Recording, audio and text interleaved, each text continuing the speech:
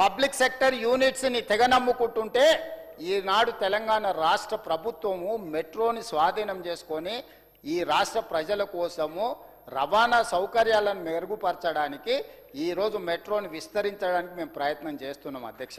మేము outer ring road అమ్ముకోలేదు, అంతర్జాతీయ ఎయిర్పోర్ట్ని అంతకంటే అమ్ముకోలేదు. మేము ఏ తప్పు చేయకుండానే ఒక మంచి పని చేయాలని అనుకుంటున్నాం, మంచి సంకల్పంతో చేస్తున్నాం కాబట్టి ఇది ముందుకు వెళ్తుంది అధ్యక్ష.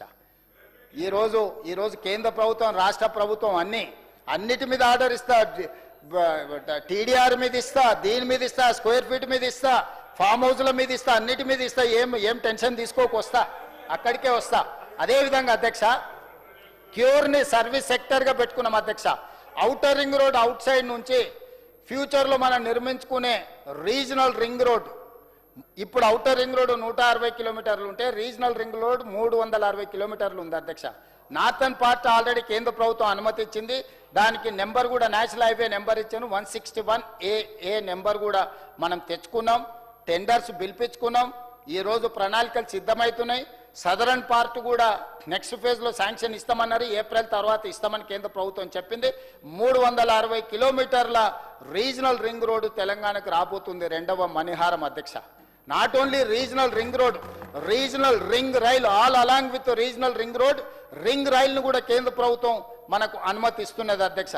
ఇదే కాదు, ఈనాడు పరిశ్రమల్ని అదేవిధంగా పెట్టుబడులను ఆకర్షించడానికి ఈ outer ring road outside, regional ring road inside manufacturing జోన్ను క్రియేట్ చేయడానికి ఈరోజు రేడియల్ రోడ్స్, ఔటర్ రింగ్ రోడ్డును, అదేవిధంగా రీజనల్ రింగ్ రైల్ని, రీజనల్ రింగ్ రోడ్ని, అదేవిధంగా ఈరోజు కేంద్ర ప్రభుత్వం మన బడ్జెట్లో 7 బుల్లెట్ ట్రైన్లు, స్పీడ్ ట్రైన్లను ప్రకటిస్తే 3 స్పీడ్ ట్రైన్లు, బుల్లెట్ ట్రైన్ల హబ్ తెలంగాణ కేంద్ర ప్రభుత్వం ఇచ్చింది అధ్యక్ష.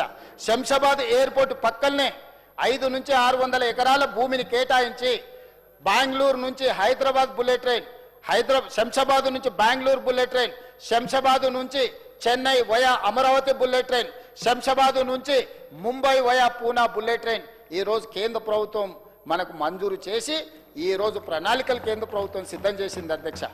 ఈరోజు బుల్లెట్ ట్రైనే కాదు అధ్యక్ష, ఈరోజు 2.5 గంటలలో ట్రైన్లో మనం బెంగళూరు చేరుకుంటాం అధ్యక్ష, 3 గంటలలో చెన్నై చేరుకుంటాం, 3 గంటలలో మనము పూణే ముంబై వరకు చేరుకునే అవకాశం ఉండే నిర్మాణాలు ఈరోజు మనం కేంద్ర ప్రభుత్వంతో సాధించుకున్నాం అధ్యక్ష. ఈరోజు ఇదే కాదు అధ్యక్ష, వీటితో పాటు కంట్రోల్డ్ గ్రీన్ఫీల్డ్ ఎక్స్ప్రెస్ హైవేలను ఇవ్వడానికి కేంద్ర ప్రభుత్వం ముందుకు వచ్చింది. ఈ దేశంలో ల్యాండ్ లాక్ స్టేట్ తెలంగాణ ఒక్కటే, మనకు సముద్రం ఒడ్డు లేదు. అందుకే ఒకప్పుడు నిజాం దగ్గర ఉన్న మచిలీపట్నం పోర్టుని, బందర్ పోర్టుని ఈరోజు గ్రీన్ఫీల్డ్ హైవేతో కనెక్ట్ చేస్తున్నాం అధ్యక్ష. ప్రపంచ స్థాయి పరిశ్రమలు రావాలంటే, పెట్టుబడులు రావాలంటే airport connectivity, port connectivity, railway connectivity, road connectivity ప్రపంచ దేశాలు అడుగుతున్నాయి అధ్యక్ష. ప్రపంచ దేశాలలో నేను మా మిత్రుడు శ్రీధర్ బాబు గారు పర్యటన చేసి మేమందరం పెట్టుబడులను ఆకర్షించడానికి ప్రయత్నం చేస్తే వాళ్ళు మమ్మల్ని అడిగిన ప్రశ్నలు, ఆ ప్రశ్నలకు జవాబే port connectivity, road connectivity, railway connectivity. ఈరోజు బుల్లెట్ ట్రైన్ కనెక్టివిటీని అన్నిటిని కూడా కేంద్ర ప్రభుత్వం దగ్గరికి పదే పోయి వీటన్నిటిని సాధించుకొని వచ్చిన అధ్యక్ష 24 నెలల లోపే. అందుకే ప్యూర్ని మ్యానుఫ్యాక్చరింగ్ జోన్గా మార్చి చైనా +1, చైనాలో పెట్టుబడులు, పరిశ్రమలు, చైనా, తైవాన్ ఇట్లాంటి దేశాలలో పరిశ్రమలతో ప్రపంచ ఆర్థిక వ్యవస్థను ఈరోజు శాసించడానికి ఈరోజు ఆ దేశాలు ముందు బాగానే ఉంటున్నాయి అధ్యక్ష.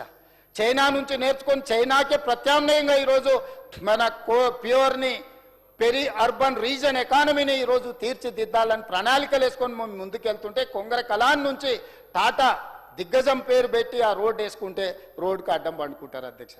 ఇది ఎక్కడ వింత పోకడనో నాకు అర్థం కావడం లేదు అధ్యక్ష. ఎట్టి పరిస్థితుల్లో రోడ్ వేయొద్దు ఫ్యూచర్ సిటీకి అంటారు.